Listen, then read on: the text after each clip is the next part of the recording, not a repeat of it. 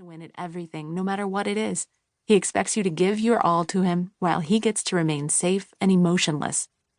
Cohen Lake is the reason I now hate my job, but he's also the reason I won't quit. If I do, he'll know it's because of what happened between us, and I can't let that happen. No, I just need to forget all about him. He's nothing to me now, just someone I used to know, someone I once trusted, someone who broke my heart.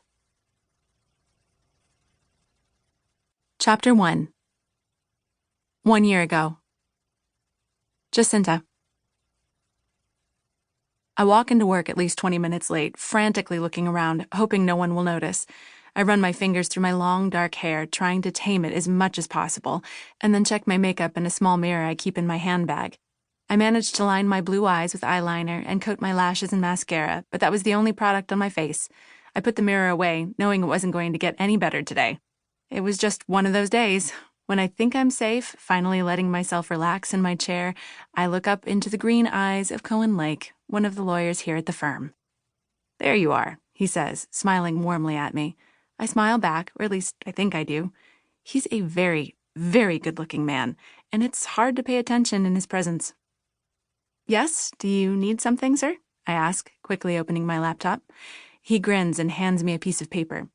"Could you please email Mr. Smith and let him know his court date and time? I have to head out to court now myself." I nod and look down at the paper, familiar with the name of the client and his case. "No problem." "Excellent," he replies, glancing at his watch, then looking back at me. "You know, it's not a crime to come in late every once in a while. I think this is only the second time you've done it since you started working here." My eyes widen. He pays that much attention?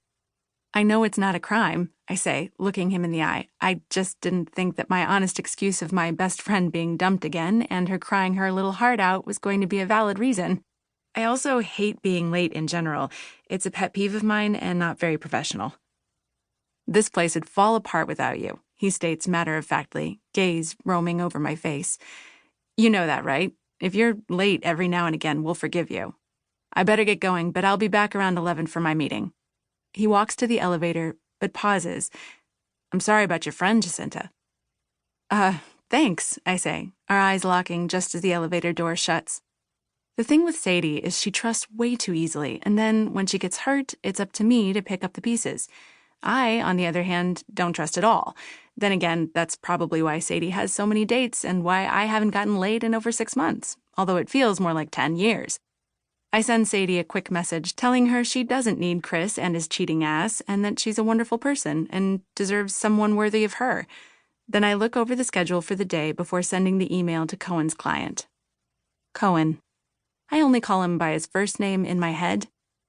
I'm glad it's him who saw me and not one of the other lawyers who work here. 2 of them are much older and probably wouldn't have been as cool about it. The third, Jason, is in his late 30s, but is usually grumpy. I look down at my black shirt and realize that I've done the buttons up wrong. I fix it quickly, hoping Cohen didn't notice it. Knowing my luck, he did. Yeah, today is going to be a long-ass day.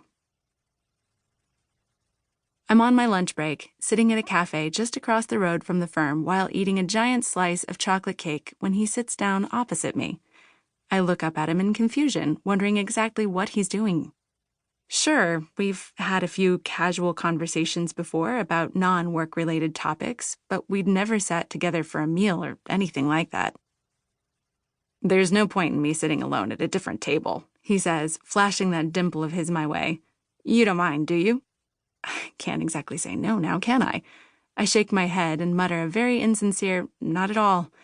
He simply grins, apparently finding me amusing, then orders a coffee from a passing waitress.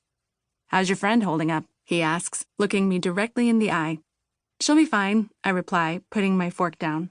Does he actually care, or is he just making conversation? Cohen Lake is somewhat of an enigma to me. Young, successful, and too good-looking for his own good, the man exudes confidence, sex appeal, and charm. A dangerous mix, if you ask me. He's the type of man every woman dreams about, but only a few could ever obtain. Before I took on this job, Deborah, the receptionist who was training me before she left for overseas, warned me to stay away from Cohen. I'd looked at her quizzically, wondering why she'd have to caution me in the first place when it was very unprofessional to even consider getting involved with someone I essentially worked for. When I saw him...